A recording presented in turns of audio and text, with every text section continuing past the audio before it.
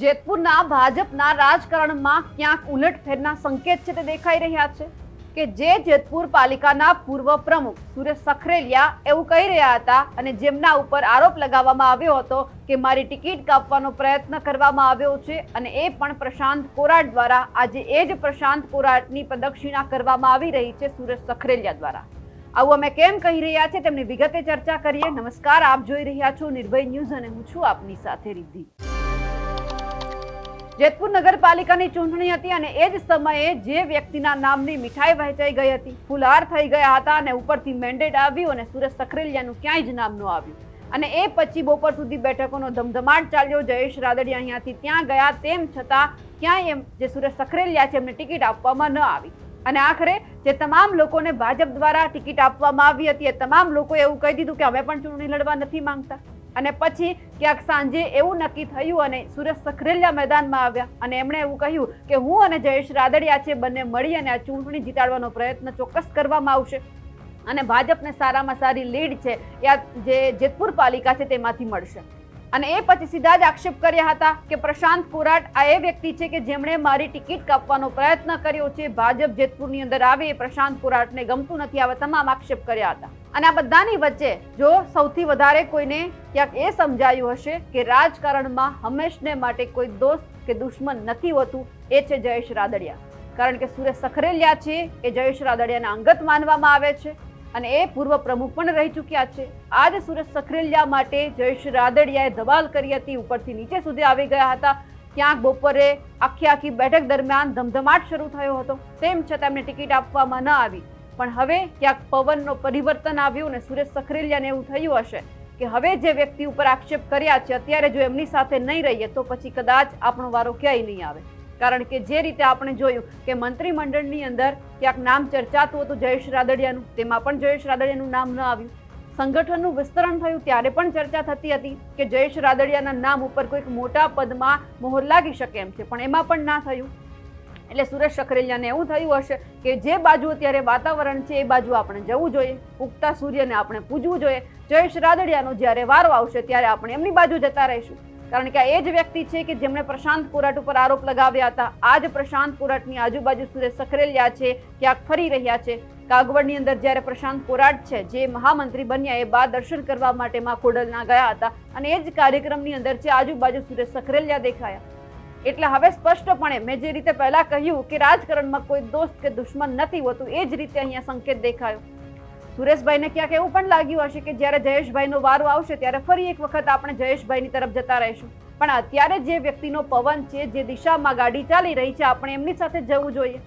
એ દ્રશ્ય ઉપર પણ નજર કરીએ કે જ્યારે પ્રશાંત કોરાટનું સ્વાગત થઈ રહ્યું હતું ત્યારે સુરેશ સખરેલિયા એમની આજુબાજુ હતા અને એ સુરેશ સખરેલિયાને એ વાત પણ યાદ અપાવી છે કે જ્યારે એમની ટિકિટ કાપવામાં આવી હતી ત્યારે એમણે પ્રશાંત કોરાટ ઉપર કેવા આક્ષેપ કર્યા છે।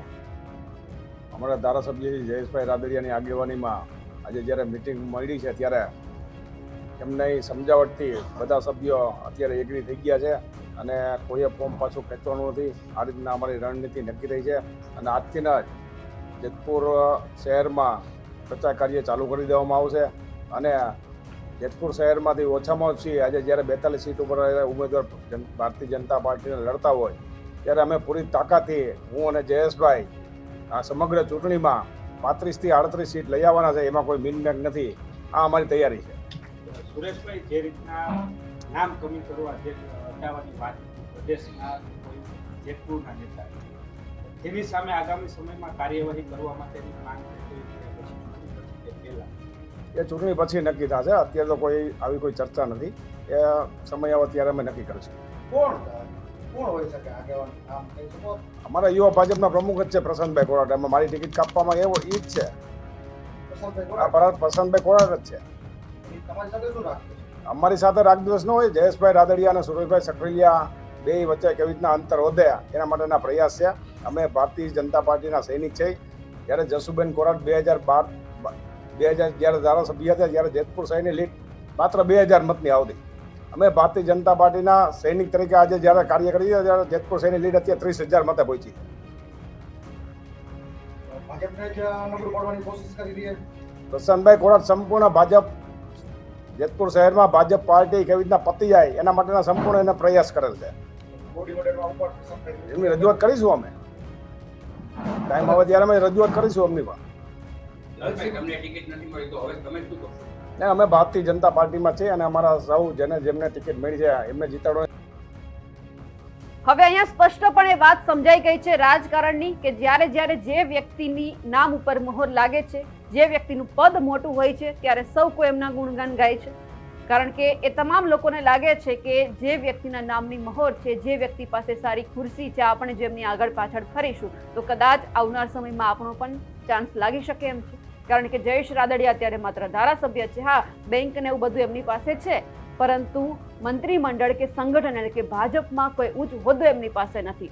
સ્થાનિક સ્વરાજની ચૂંટણી નજીક આવી રહી છે, પણ આ બધાની વચ્ચે હવે જ્યાં તમામ લોકો જે અત્યાર સુધી જેતપુરની અંદર રહી અને પ્રશાંત કોરાટને ક્યાંક વઢતા હતા, એવું કહેતા હતા કે પ્રશાંત કોરાટે જેતપુર માટે આ નથી કર્યું, તે નથી કર્યું, આજે એવા ઘણા બધા ચહેરા છે કે જે જયેશ રાદડિયાને ભૂલી અને હવે પ્રશાંત કોરાટની આજુબાજુ જઈ રહ્યા છે. આ દ્રશ્ય તમે સાફ જોઈ રહ્યા છો કે કઈ રીતે હવે અહીંયાથી પવન બદલાયો છે. એટલે હવે આ બધાની વાત વચ્ચે જયેશભાઈ રાદડિયાને પણ ખબર પડી ગઈ હશે કે જે વ્યક્તિને આપણે હંમેશા આપણી સાથે રાખીએ છીએ, અંગત માનીએ છીએ, કદાચ તમારી પાસે કોઈ પદ કે હોદ્દો નથી તો એ સમયમાં એ તમને છોડીને બીજે પણ જઈ શકે છે. અમારા અહેવાલને લઈને આપનું શું માનવું છે કમેન્ટ કરીને ચોક્કસથી જણાવજો. સાથે જ અમારી નિર્ભય ન્યૂઝ ચેનલને લાઇક, શેર અને સબસ્ક્રાઇબ કરવાનું ભૂલશો નહીં. નમસ્કાર.